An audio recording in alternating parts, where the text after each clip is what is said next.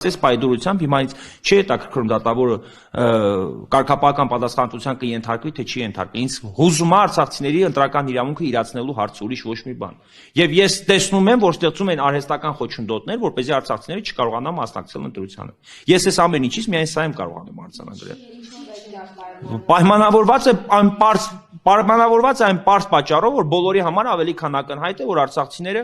պասիվ ընտրական իրավունք ձեռք բերելու եւ ըստ էության իրենց ընտրության իրավունքը ընտրողի կոնտեքստում իրացնելու պարագայում իրենց ձայնը տալու են ոչ իշխանությանը։ Ցանկացած ընդդիմադիր ուժի, բայց ոչ իշխանությանը։ Եթե ոչ բոլոր արցախցիները, ապա առնվազն արցախցիների զգալի մեծամասնությունը։ Խոսքը ոչ թե 60 կամ 50 պլյուս 1-ի մասին է խոսքը գնում է 99%-ի մասին։ Ես վստահ եմ, որ 90 եւ ավելի տոկոս արցախցիները ընտրական իրավունքը իրենց իրացնելու պարագայում իրենց ձայնը տալու են ընդդիմադիր ուժերից որևէ մեկին։ Ամեն դեպքում իշխանությանը չեն տալու։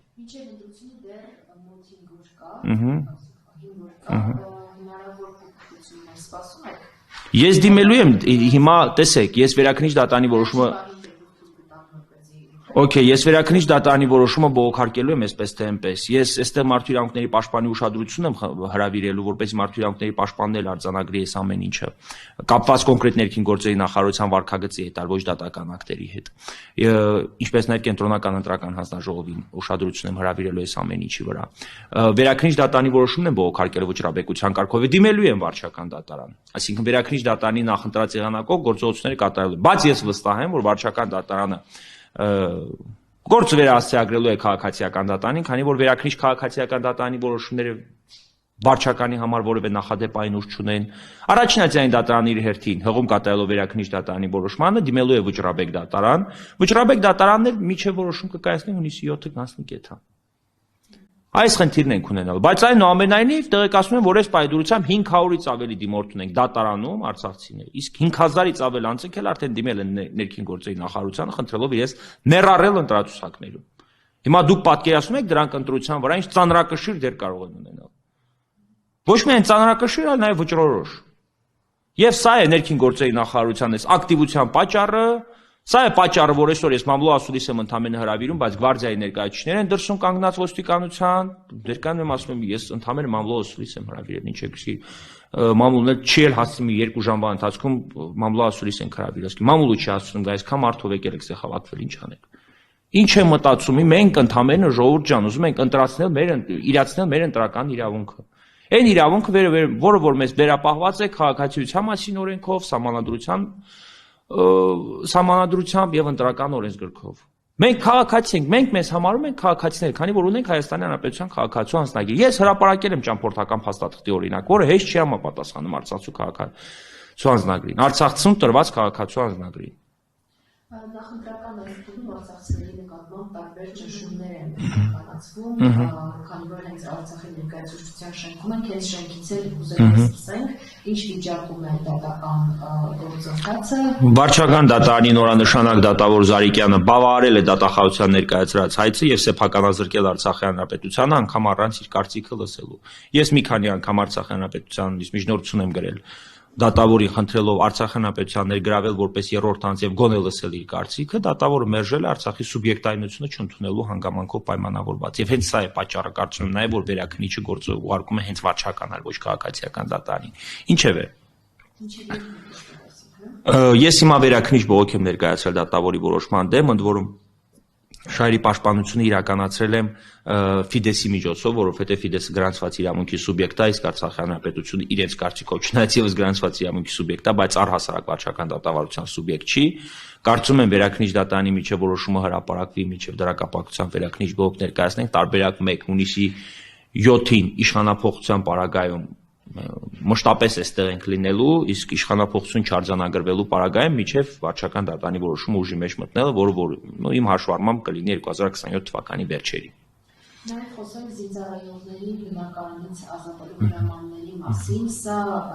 ինչ է։ Ես վստահեցնում եմ հանրությանը, ես ավելի քան վստահ եմ, որ այս նույն իրավիճակը մենք ունենալու ենք սերտիֆիկատների մասով։ Մի օր մենք ստանալու ենք ծանոթություն, որ ձեր սերտիֆիկատները հատկացվել են ապօրինի։ Անօրեն։ Այսպիսի մի դիրքորոշում է։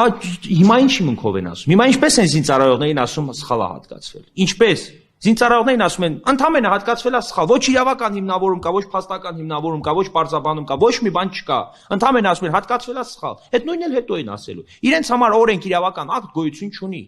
Գոյություն չունի գործադիր մարմնի համար, ես ինչպես արձանագրում եմ, օրենք եւ իրավական ակտ գոյություն չունի։ Նրանք անում են այն, ինչ ճիշտ են գտնում։ Ինչ ուզում են կամ ինչ այդ պահին իրենց հարմար է։ Այս ընթացքում քանի ծանոթություն ուղարկվել։ Միայն իմ պաշտպանյալներին, միայն իմ վստահորդներին 4։ Այսինքն միայն 4 բարձրաստիճան զինվորական ես ունեմ, որի դեմ ներկայացվել է այդպիսի ծանոթություն։ Ես դիմել եմ վարչական դատարանը համապատասխանաբար հայցի ապահովում է կիրառել եւ ուղղակի այս պայդրությամբ հայցի ապահովման հաշվին մարդը իր անչափահաս երեխաների հետ միասին բնակվում է այդ բնակարանում։ Ընտանիքի անդամների հետ միասին, այսինքն ոչ թե երեխաների։ Բնակվում է, խոսքը բերում է 40-50 քառակուսի մետր մակերեսով բնակարանների։ Ու այնպիսի անձանց, ովքեր ունեն զոհված հարազատներ, զոհվածի ընտանիքի անդամներ են, մարտական խաչի իշխանանշանակիրեր են, գնդապետից մինչև գեներալ-մայոր զինվորական կոչումը զբաղեցնող անձիկ են, ովքեր մեծ ներդրում ունեն Արցախի եւ Հայաստանի կազմավորման հարցում,